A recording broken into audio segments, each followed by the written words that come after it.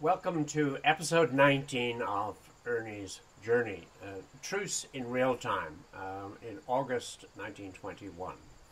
So, General Ernie O'Malley, now aged 24, is in charge of the second largest division in Ireland, the 2nd Southern Division. He has about 7,000 people under his command, 3 counties, and we're going to see what is happening during the truce. Before that, however, I just want to mention that we're going to be switching subjects from On Another Man's Wound to The Singing Flame. Both of these are memoirs written by Ernie O'Malley, and they were all written while he was in the United States over a 7-year period after 1928.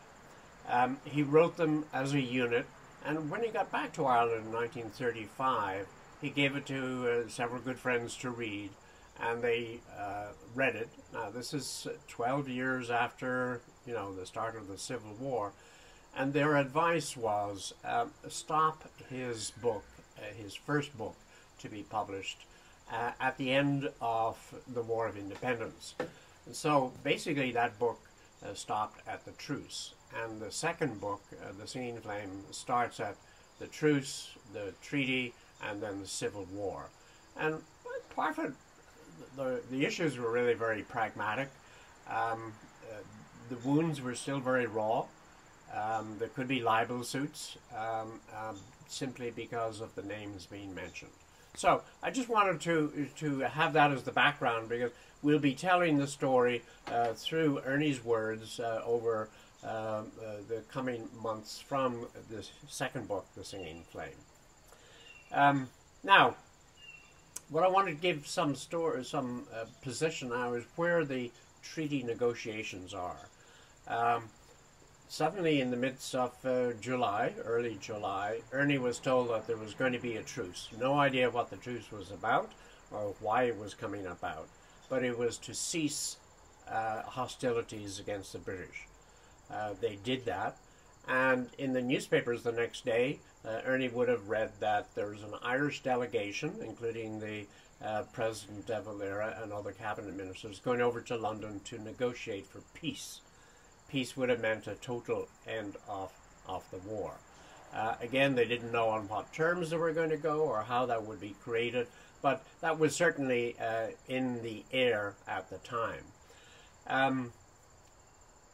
The Republic was looking for the recognition of their own republic, and the British clearly would have been against that. So there was a significant position to be negotiated. Also, if you look at 2 of the 6 counties in the north, where Fermanagh and Tyrone had significant minorities, namely the Catholics, were in a plurality. And so those Catholic counties, were the majority, were going to be given into an enclave which would be dominated by the Unionists. So that was of great concern.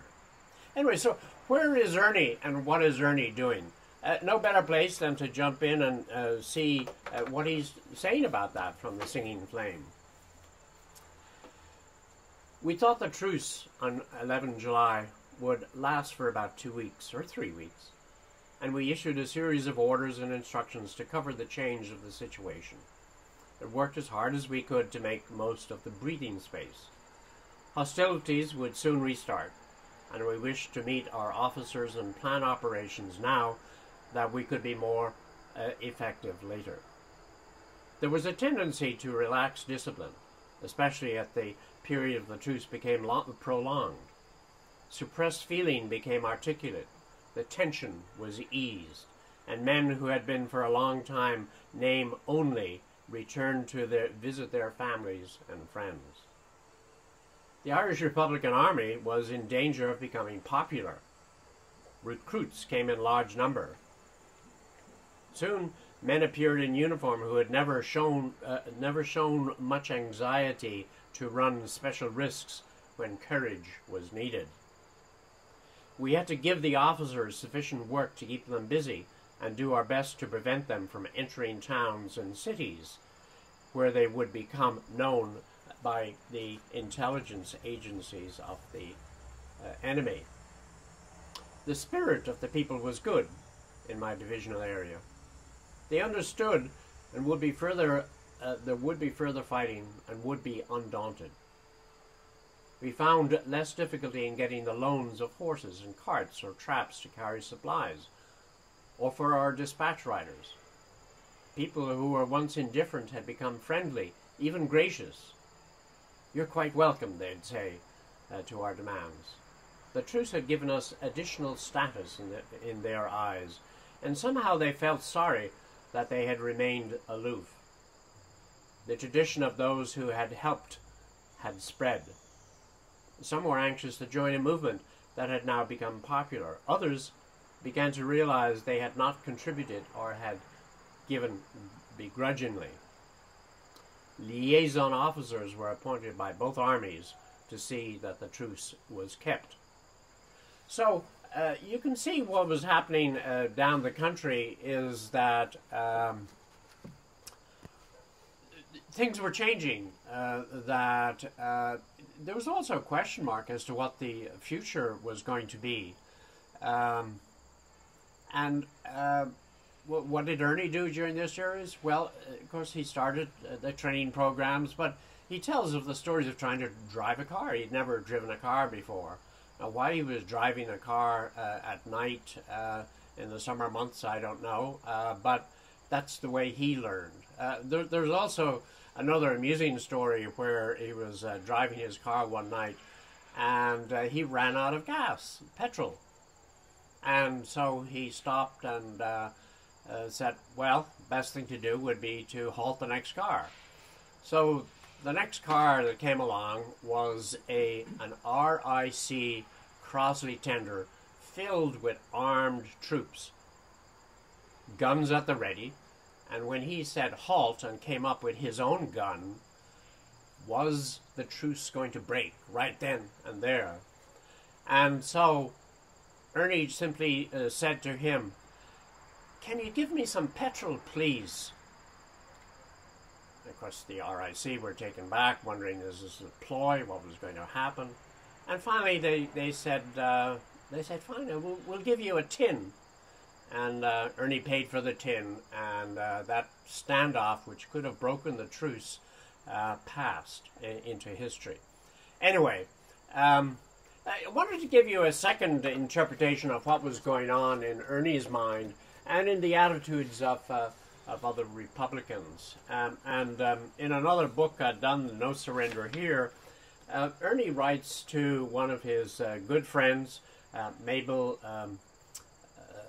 Fitzgerald, on August 21. And he says to her, "I agree with you that this will postpone the opening of hostilities as long as possible. I mean our side. Some would compromise, I'm sure, if they got half a chance. However, they know that we still have some good stuff left and are only too anxious to use it on them. Truce is much more difficult than war. I'm seriously looking forward to war for a slight rest in the line of active service." Then he adds on, "The marriage disease is spreading. A good number of my staff are down with the disease." And he goes on that the IRA are popular, and popularity is harder to face than contempt. The crowd cheering you today would cut your throat tomorrow if they had the pluck. So, I mean, there you see Ernie in the midst of things, a lot of things swelling around his head, and the ambiguity of the peace and the truce must have caused great tension, because clearly there had been fighting for some years, and now they're not fighting. Will they be fighting again, and how do they prepare and handle that tension? So let's look back and reflect upon where Ernie is, what he's been doing. He's very suspicious of the truce, doesn't know why it's arranged. He hasn't been informed by the superiors other than but through newspapers as to what is really going on. And clearly also, he is still very much a Republican, still singly divided to the Republic and not to the politics of democracy in a republic. So he has no political instincts himself.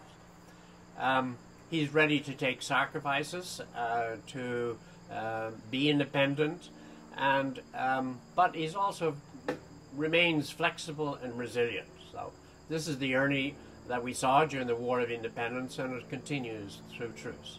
So do join us next time for the next episode on training to resume the war.